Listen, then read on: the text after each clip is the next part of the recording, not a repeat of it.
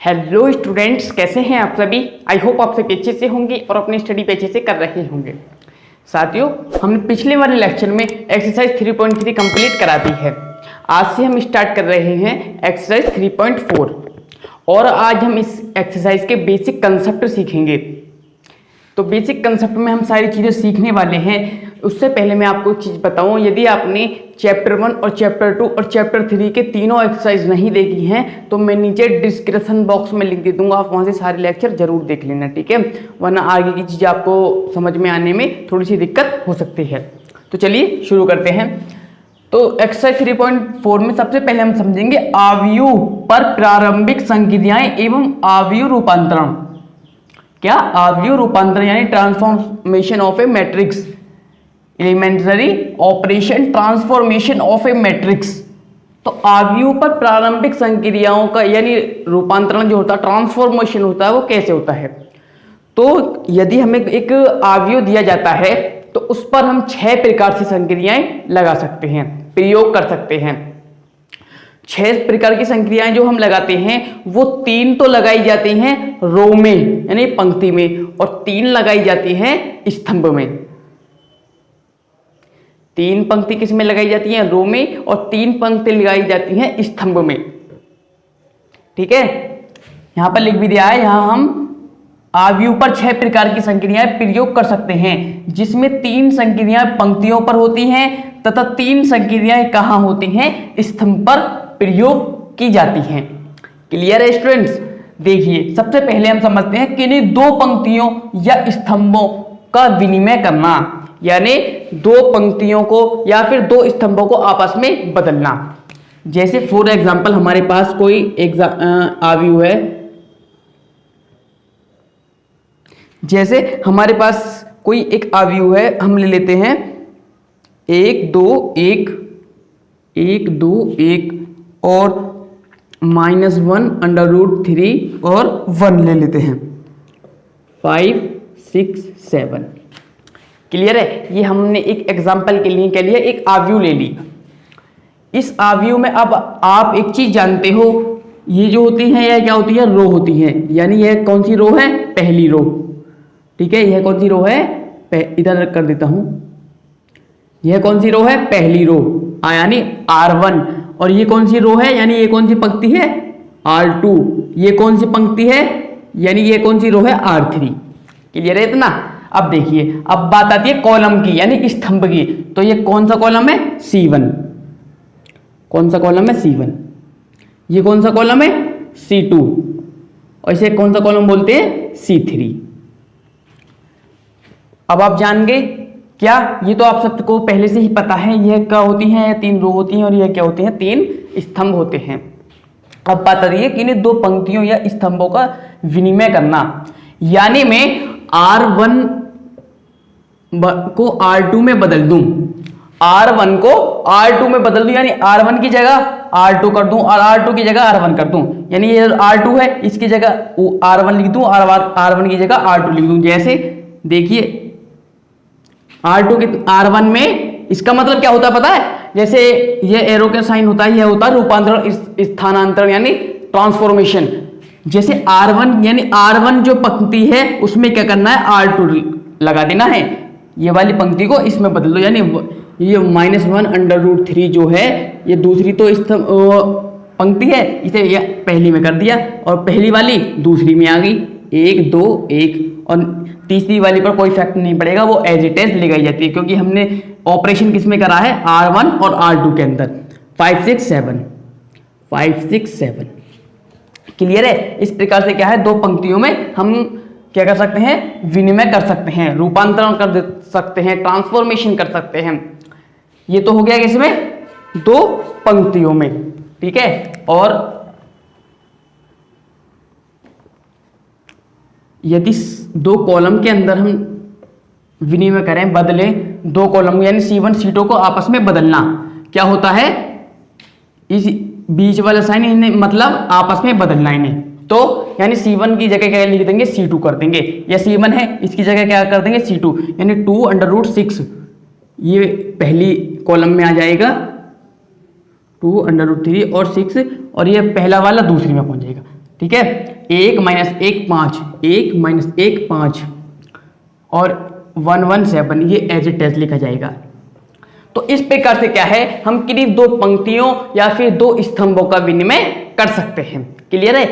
तो इस प्रकार से क्या है, हम किन्हीं दो पंक्तियों या फिर दो स्तंभों का विनिमय कर सकते हैं।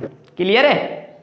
अब देखिए, अब करते हैं दूसरा, इसकी प्रॉपर्टी करते हैं दूसरी वाली। तो देखिए, इसे रफ कर दूं, स्क्रीनशॉट ले लीजिए साथ के साथ।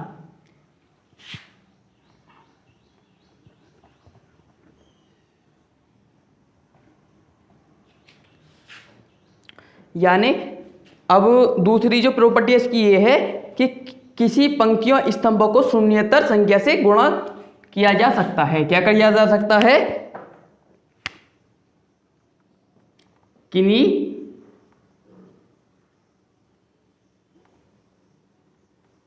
पंक्तियों या स्तंभों को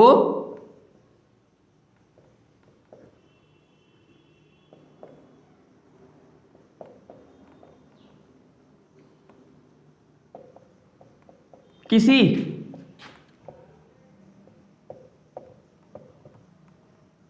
शून्येतर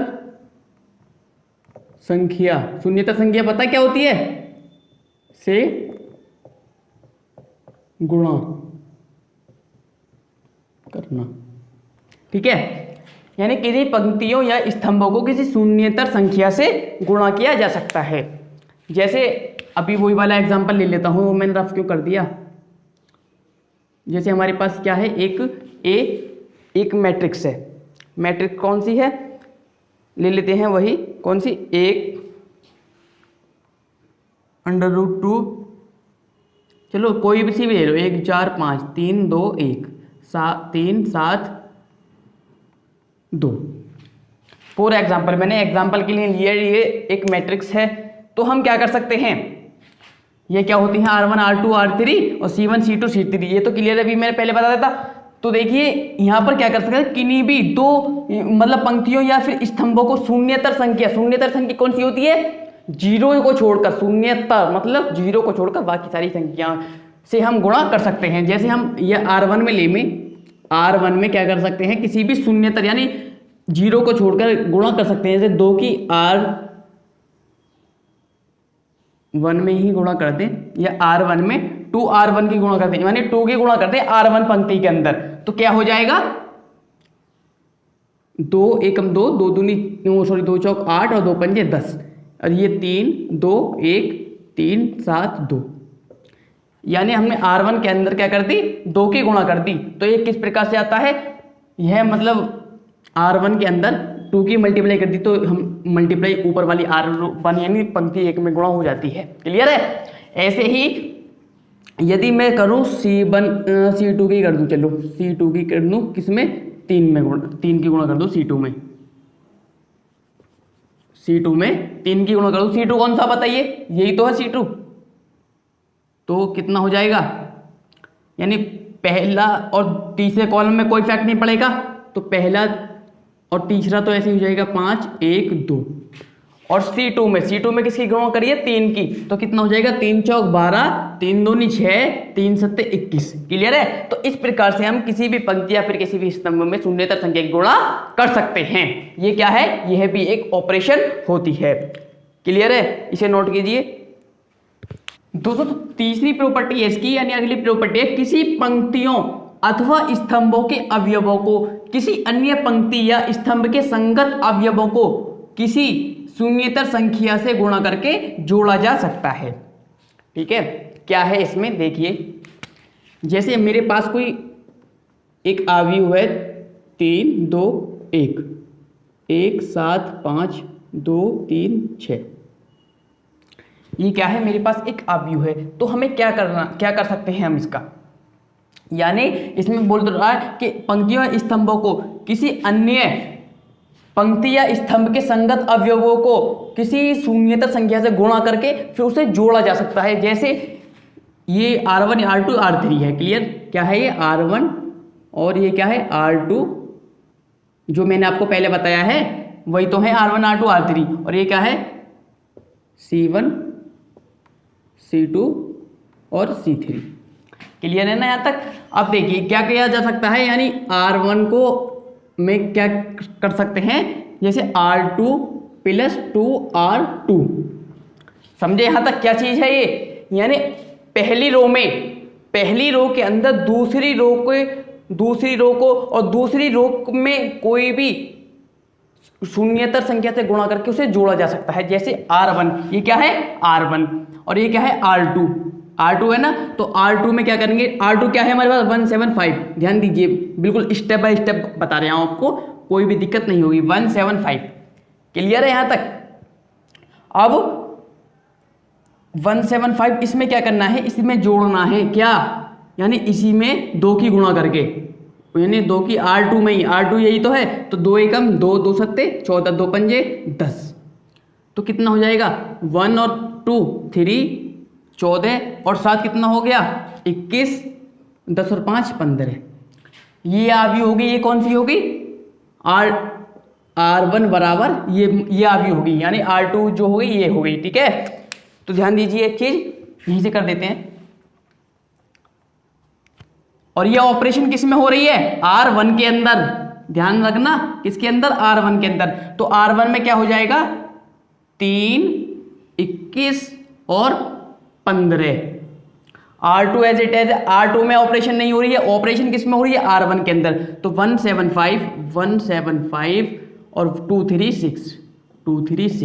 ओवरऑल बात यह है कि हम किसी भी पंक्ति में किसी अन्य पंक्ति को और उसमें क्या कहें उसकी शून्येतर संख्या से गुणा करके जोड़ सकते हैं। ठीक है, इतनी सी बात याद रखनी है। जैसे मैंने R1 के अंदर ये ऑपरेशन लगाई, क्या करा मैंने R2 प्लस 2R2 यानी कोई भी शून्येतर संख्या से गुणा करके इसे दोनों को जोड़ लिया तो यह ऑपरेशन किस में हुई R1 के अंदर, और R2 और R3 एज इट इज। इस प्रकार से क्या है, हम किसी भी पंक्ति या स्तंभ में, पहले मैंने पंक्ति में दिखाया, अब स्तंभ में और दिखा दूं, स्तंभ में और दिखा देता हूं तो आपको क्लियर हो जाएगा। ठीक है, नोट करते रहना साथ के साथ। जैसे हमें C1 के अंदर कोई क्या करना है, ऐसे ही अन्य पंक्ति या स्तंभ जोड़कर उसे किसी भी शून्येतर संख्या से गुणा करके जोड़ना है। तो देखिए C1 के अंदर करना है हमें, किसके अंदर करना है C1 के अंदर। ये चीज ध्यान रखना, पहले क्या है C1 के अंदर करना है, और C2 और C3 एज इट इज लिख लीजिए पहले आप। C2 कितना है 2 7 और 3 1 5 6, बिल्कुल स्टेप बाय स्टेप करा रहा हूं, कोई भी दिक्कत नहीं हो रही होगी ना। हाँ जी बिल्कुल। देखिए C1, अब क्या करना है C1 के अंदर C2 और प्लस 2C2 जोड़ना है। C2 कितना है 2 7 और 3 है ना, और इसमें क्या करना है C2 में ही दोबारा से 2 की गुणा करके जोड़ना है। तो 2 दूनी 4, 2 सत्ते 14 और 2 तिया 6, कितना होगा 6 7 14 और 7 21, 6 तिया 18, सॉरी 6 और 3 9, गुणा थोड़ी करनी है, तो कितना आया 6 21 और 9, 6 21 9। अब ये किस में लिख देंगे C1 के अंदर ही तो रखेंगे, ये तो C2 का मान आया, C2 प्लस 2C2 कितना हो गया 6 21 9, और C1 बराबर कितना रख देंगे 6 21 9, यानी C1 के अंदर करना है। ये जो मतलब ऑपरेशन जो भी संक्रिया लगानी है वो C1 के अंदर हम यहाँ पर लगाई है। ठीक है, इस प्रकार से हम C1 C2 C3 R1 R2 R3 किसी भी पंक्ति या स्तंभ में हम ऑपरेशन लगा सकते हैं। क्लियर है, नोट कीजिए। दोस्तों थोड़ा सा टॉपिक्स और बचे हैं, यानी 2 टॉपिक्स और हैं, इन्हें क्लियर कराने के बाद आपकी बेसिक प्रॉपर्टी क्लियर हो जाएंगी और इन्हीं से ही आपकी सारी एक्सरसाइज कंप्लीट हो जाएगी। ठीक है, तो अगला है व्युत्क्रमणीय आव्यूह यानी इन्वर्टिबल मैट्रिक्स। तो ये क्या है, यदि A एक वर्ग आव्यूह है और यदि A अन्य वर्ग आव्यूह का अस्तित्व इस प्रकार है, यानी कोई भी हमारा एक A क्या है वर्ग आव्यूह यानी स्क्वायर मैट्रिक्स है, और कोई ऐसा ही दूसरा एक वर्गाव्यूह है, उसका अस्तित्व किस प्रकार बताया गया है, AB या BA बराबर क्या हो I हो, तो यहां पर क्या है B को A का व्युत्क्रम आव्यूह कहते हैं। क्या कहते हैं, इन्वर्टिबल मैट्रिक्स कहते हैं, किसका A का, किसको B को। ठीक है, ये लिख रहा है ना B को A का इन्वर्टिबल मैट्रिक्स कहते हैं। इसे किससे डिनोट करते हैं, A इनवर्स से दर्शाते हैं। कैसे, A इनवर्स बराबर कितना B। ठीक है, यही क्या होता है व्युत्क्रमणीय अवयव होता है। क्लियर है। और देखिए दूसरा टॉपिक, ये तो आप क्या हो गया व्युत्क्रमणीय अवयव, कैसे लिखेंगे A इनवर्स बराबर B। और उसके बाद आपकी जो पूरी एक्सरसाइज आएगी उसमें क्वेश्चन किस प्रकार से हैं कि प्रारंभिक संक्रियाओं द्वारा एक अवयव का व्युत्क्रम ज्ञात कीजिए। ठीक है, तो क्या करेंगे वहां पर हम, क्वेश्चन में हमें इस प्रकार से दिया हो गया, यानी हमें एक वर्गावयव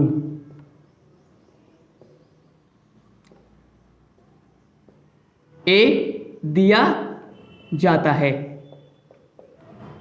ठीक है, किस प्रकार से दिया जाता है हमें, क्वेश्चन में एक्सरसाइज में कंप्लीटली ऐसे ही होगा, हमें एक वर्गावयव यानी A दिया गया होगा। तो वहां पर क्या करना है, या तो हमें ऑपरेशन पंक्ति के हिसाब से लगानी है, यानी पंक्तियों पर, या फिर कॉलम पर लगानी है।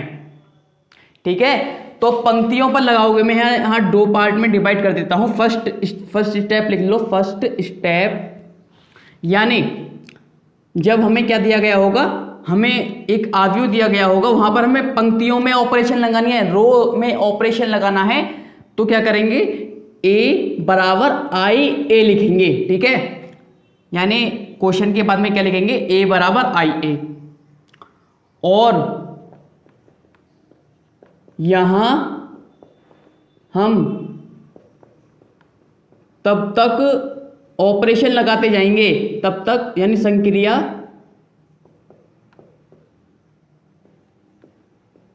लगाते रहेंगे जब तक क्या ना आ जाए, I बराबर BA के बराबर नहीं आ जाए, तब तक क्या है हम ऑपरेशन लगाते रहेंगे। ठीक है, जब I बराबर BA आ जाएगा तो जब हम इसका A इनवर्स ज्ञात करेंगे किसके बराबर हो जाएगा, B के बराबर हो जाएगा। ठीक है, और ज्यादातर मैक्सिमम जो यूज होना है वो इसी प्रकार का आपको स्टेप लगाकर, यानी इसी प्रकार के पंक्तियों पर ही ऑपरेशन लगानी होगी। ठीक है, पूरे एक्सरसाइज में मैं आपको कंप्लीट कराऊंगा।